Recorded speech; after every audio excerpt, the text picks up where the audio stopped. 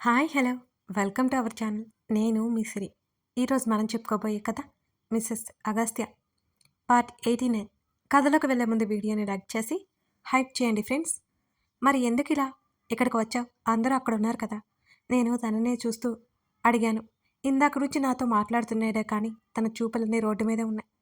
మా అమ్మ చనిపోవడానికి కారణం మా అత్త ఉన్నట్టుండి అన్న తన మాటలకి ఉలిక్కిపడి చూశాను. నమ్మకం కలగలేదు నాకు. నా గొంతు తడారిపోయిన ఫీలింగ్ కలిగింది. ఏంటి ఏంటి నువ్వనేది అని ఆశ్చర్యంగా చూశాను. అవును, మా అత్త మా బాబాయ్ అంటూ నన్ను చూశాడు. నాకు నోట్లో నుండి మాట రాలేదు. అవును, వాళ్ళిద్దరికీ మా అమ్మ వదినగా ఇష్టం లేదు. ఆ నందినిని మా నాన్నకి పెళ్లి చేయాలనే ఇద్దరు అనుకున్నారు. తను ఒక్కొక్క మాట చెప్తుంటే నా బుర్ర బద్దలయ్యేలా ఉంది. నువ్వు చెప్పేది నాకు ఈ విషయం ఎప్పుడో తెలుసు అని అన్నాడు తను. వాళ్ళు వాళ్ళు ఎందుకు అలా చేశారు? వణుకుతున్న స్వరంతో అడిగాను నేను భయంగానే. ఆ నిజాన్ని నేను యాక్సెప్ట్ చేయలేకపోతున్నట్టు నా కళ్ళల్లో నీళ్లు బయటకు వచ్చాయి. ఎందుకు అంటే మా అమ్మ ఒక పేదింటి అమ్మాయి.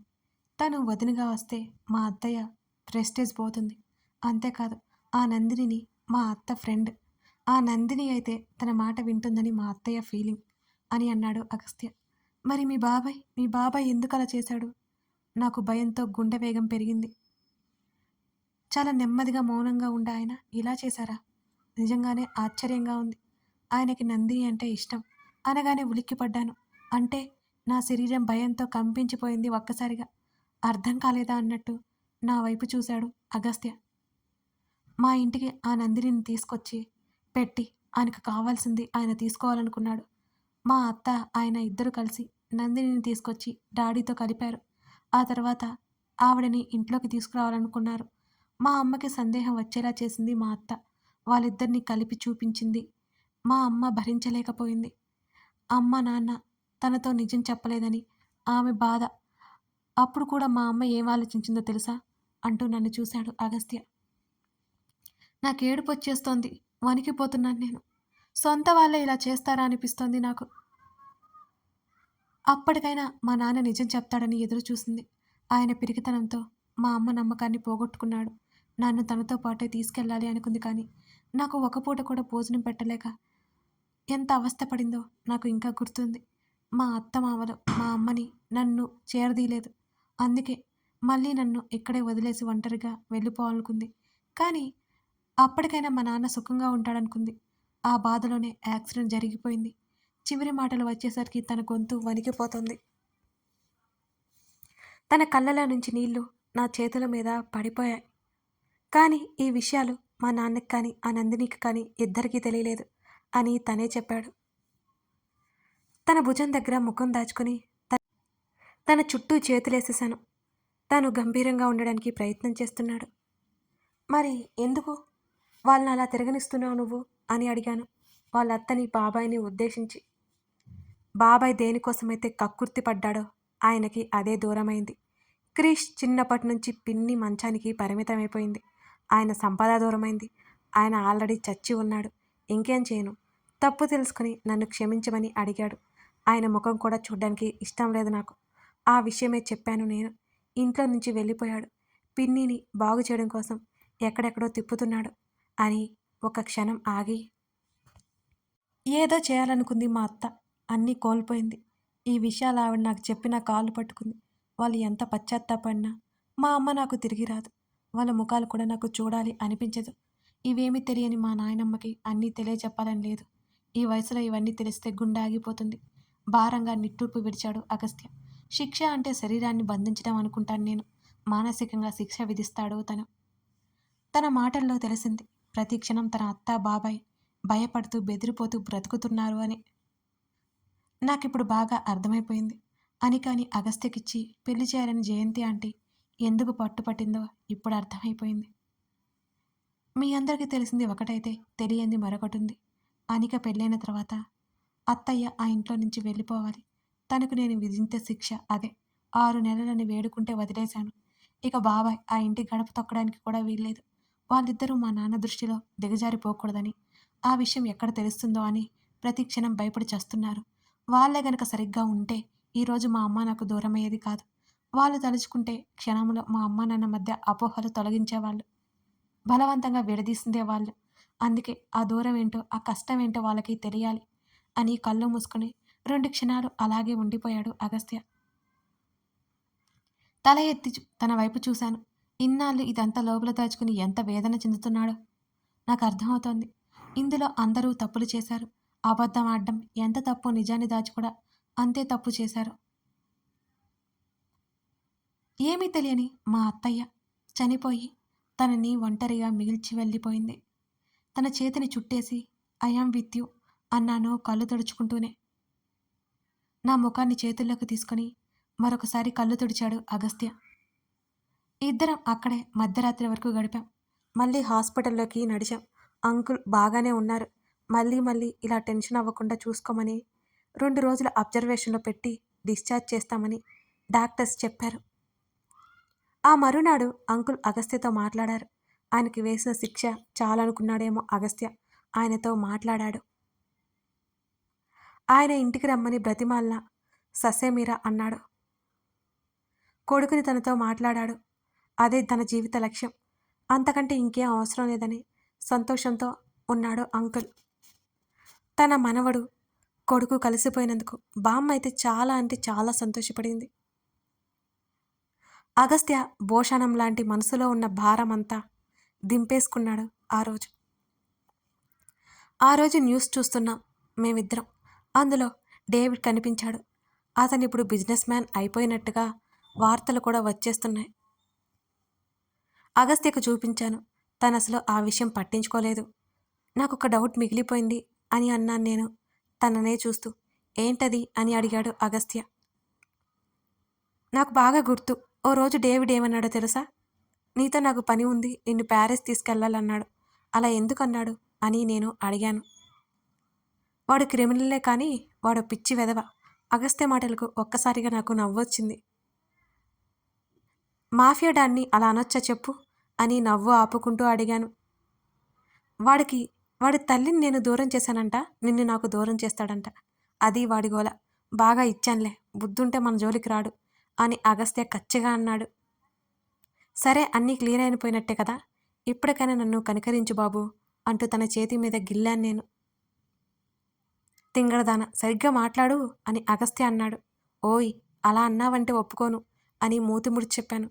మరి అర్థమయ్యేలా చెప్పి తగలడు అని విసుక్కున్నాడు అగస్త్య. తన ముక్కు పట్టుకుని లాగాను నేను. నా చేతిని వెనక్కి పట్టి దగ్గరికి లాక్కున్నాడు అగస్త్య.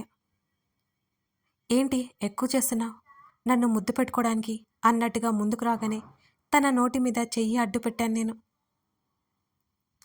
ముందు నాకు సమాధానం ఇవ్వు అని అన్నాను సీరియస్గా. ఏంటో అది? నాకు ప్రెగ్నెన్సీ ఎప్పుడు వస్తుంది అని అడిగాను నేను. ఆ మాటకు నన్ను చంపేసేలా చూశాడు అగస్త్య. నేనేమన్నా అలా చూస్తున్నావు, కొట్టేరాగా అని అడుగుతుండగానే నా చేతిని తోసేసి నా పెదవుల మీద తను ముద్దు పెట్టుకున్నాడు. తన దాటికి తట్టుకోలేక 2 చేతులతో వెనక్కి నెట్టాను. మండుతున్న పెదవుల మీద తడుముకుంటూ తన వైపుకి కోపంగా చూశాను. రాక్షసుడా, రావణుడా అని అరుస్తున్న నన్ను మరోసారి ముద్దు పెట్టుకుని మాటలు రానివ్వకుండా చేశాడు మిస్టర్ అగస్త్య చక్రవర్తి. ఈ రావణ్ ఎప్పుడూ ఇంతే, నన్ను మాట్లాడనివ్వడు. తన కౌగిలిలో ముడుచుకుపోయి ఉన్న నా తల మీద తను ముద్దు పెట్టుకున్నాడు. మన పెళ్లి దగ్గర దగ్గర అయ్యి 2 years అవుతుంది. మనకంటే 1 year లేటుగా పెళ్లి చేసుకున్న అనిక కూడా ప్రెగ్నెంట్ అని ఏడుపు మొహం వేసి తన వైపు చూశాను నేను. ఇప్పుడు నీ ఏడుపు ఎందుకు అని విసుక్కున్నాడు. చెమటకి నా నుదురు మీద పడ్డ అంటుకుపోయిన వెంట్రుకలని సవరిస్తూ అన్నాడు. నేను ప్రెగ్నెంట్ అవ్వాలి అంతే. 4 రోజుల్లోపు ప్రెగ్నెన్సీ రావాలి నాకు. నేను ప్రెగ్నెంట్ అయిపోవాలి, అర్థమైందా? వేలు చూపిస్తూ కోపంగా అన్నాను. తను ఎందుకో గానీ చాలా గట్టిగా నవ్వాడు. ఎంతలా నవ్వాడు అంటే తన కళ్ళల్లో నీళ్లు కూడా వచ్చేశాయి. అంతలా నవ్వాడు నా మాటలకి. నవ్వకు, నాకు ఇక్కడ మండిపోతుంది అని కోపంగా అరిచాను. తను కష్టంగా నవ్వు దాచుకుని కాసేపటికి కుదుటపడ్డాడు.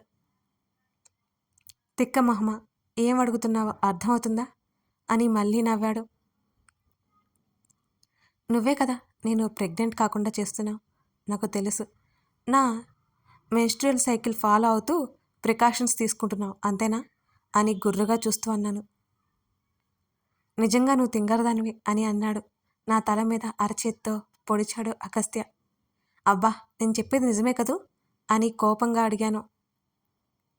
నిజంగా నిజం సెనోరిటా, అలా ఏం లేదు అని నా గడ్డం పట్టుకుని బుగ్గ మీద ముద్దు పెట్టుకుంటూ చెప్పాడు అగస్త్య. అబద్ధం చెప్పుకో, నువ్వు నీ సంగతి నాకు తెలియదు అనుకోవద్దు. నా స్టడీస్ కంప్లీట్ అయ్యే వరకు నాకు ప్రెగ్నెన్సీ రాదని నువ్వు అన్నావు కదా, నాకు గుర్తుంది అని వేలు చూపిస్తూ అప్పుడు తన అన్న మాటలకి గుర్తు చేయాలని ప్రయత్నం చేశాను. ఏయ్ రాక్షసి, నేను ఏదో మామూలుగా అన్నాను అని అన్నాడు తను నాకు నచ్చజెప్తున్నట్టుగా. లేదు, నువ్వు కావాలనే అన్నావు. ఇన్ని రోజులు నాకు ప్రెగ్నెన్సీ రాకుండా చేశావు. నా మాటలకు కళ్ళు తెరేసి నా తల మీద మరొక్కటిచ్చాడు అగస్త్య. అదిగో, నన్ను మ్యాన్ హ్యాండ్లింగ్ చేసి డైవర్ట్ చేయాలని చూడకు, బెదిరించాను మరోసారి. నువ్వు పెద్ద తిక్కదానివి అని ప్రతిసారి ప్రూవ్ చేసుకుంటూనే ఉంటావు అని చిరాగ్గా అన్నాడు అగస్త్య. నాకు అదంతా తెలియదు. నెక్స్ట్ మంత్కి నేను కన్సీవ్ అవ్వాలి అంతే అని సీరియస్గా చెప్పాను. పిచ్చి నీకు పీక్స్లో ఉంది తెలుసా? నేనేమైనా దేవుణ్ణా నేను చెప్పగానే జరిగిపోవడానికి అని ముఖం చిట్లించి చూశాడు నా వైపు. మనం పట్టించుకుంటామా?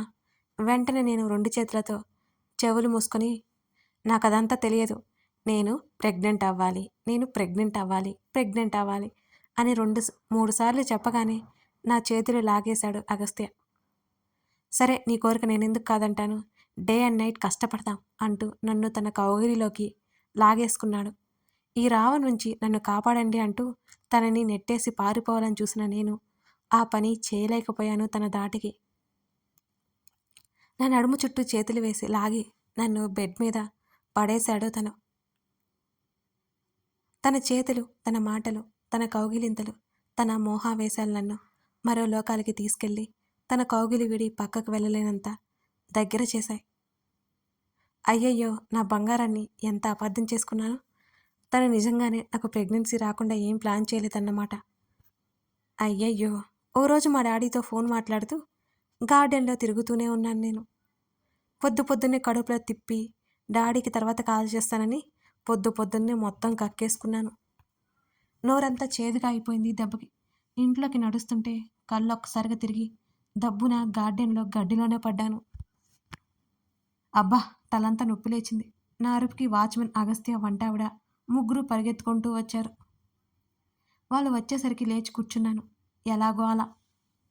నేను బాగానే ఉండడంతో వాళ్ళు కూడా వెళ్ళిపోయారు అక్కడి నుంచి. కింద పడ్డాను. చెయ్యివ్వు అంటూ తల తిరుగుతుంటే తన వైపుకు చూశాను నేను. తను నన్ను 2 చేతులతో లిఫ్ట్ చేశాడు. అలాగే మోసుకెళ్ళాడు మా గదిలోకి. బాగానే ఉన్నావు కదా నువ్వు? నా నుదురు మీద చెక్ చేస్తూ నా చెంపల మీద తాకుతూ అడిగాడు.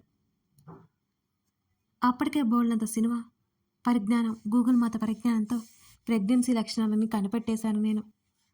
నాకేం కాలేదు కానీ అంటూ టెన్షన్గా అనిపిస్తుంటే తన వైపు చూశాను.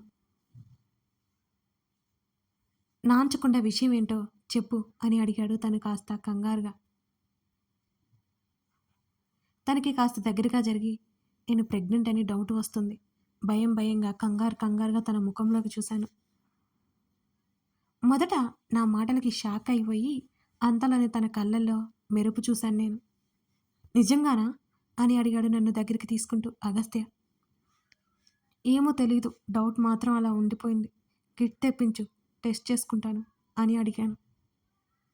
సరే నేను ఆన్లైన్లో ఆర్డర్ ఇస్తాను అని తను హుషారుగా ఫోన్ బయటకు తీసి కొన్ని క్షణాలు చూసి, అది రావడానికి 1 అవర్ పైనే పడుతుంది, నేను వెళ్ళి తీసుకొస్తాను అని మెడికల్ షాప్ దగ్గరే కదా అన్నాడు అగస్త్య. నేను తల ఊపాను భయంగానే. నా తల మీద ముద్దు పెట్టుకొని ఫాస్ట్గా వెళ్ళాడు. అలాగే అదే షాట్ మీదనే. పొద్దున్నే నాకైతే కంగారుతో, తెలియని ఉద్వేగంతో సన్నగా వణుకొచ్చింది. తను 1/2 గంటలో కిట్తో ఇంటికి వచ్చేశాడు. ఒకవేళ కాకపోతే తను డిసప్పాయింట్ అవుతాడేమో అని భయం వేసింది. తనకి చెప్పకుండా చెక్ చేసుకోవాల్సింది. తన ముఖంలో దాచాలనుకున్న సంతోషం అయితే దాగట్లేదు. నా చేతిలో పెట్టి వెళ్ళి త్వరగా టెస్ట్ చేసుకునిరా అని తొందర చేశాడు. తను ఎంత ఆతృతగా ఉన్నాడో తన మాటల్లోనే బయటపడిపోతోంది. కథ కొనసాగుతోంది. మరి మన శ్రీధ కోరుకున్నట్టు కోరిక నెరవేరుతుందా లేదా తెలుసుకోవాలి అంటే మీరు నెక్స్ట్ పార్ట్ చూడాల్సిందే. అలాగే అగస్త్య తల్లి విషయంలో ఆ ఫీలింగ్ ఎలా ఉందో మీరంతా చూసారు కదా! మీకు క్లారిటీ వచ్చిందని అనుకుంటున్నాను. అగస్త్య బిహేవియర్ వెనుక అర్థం మీకు అర్థమైంది కదా! నచ్చితే లైక్ చేసి, కామెంట్ చేయడం మర్చిపోకండి. Thank you for watching this video.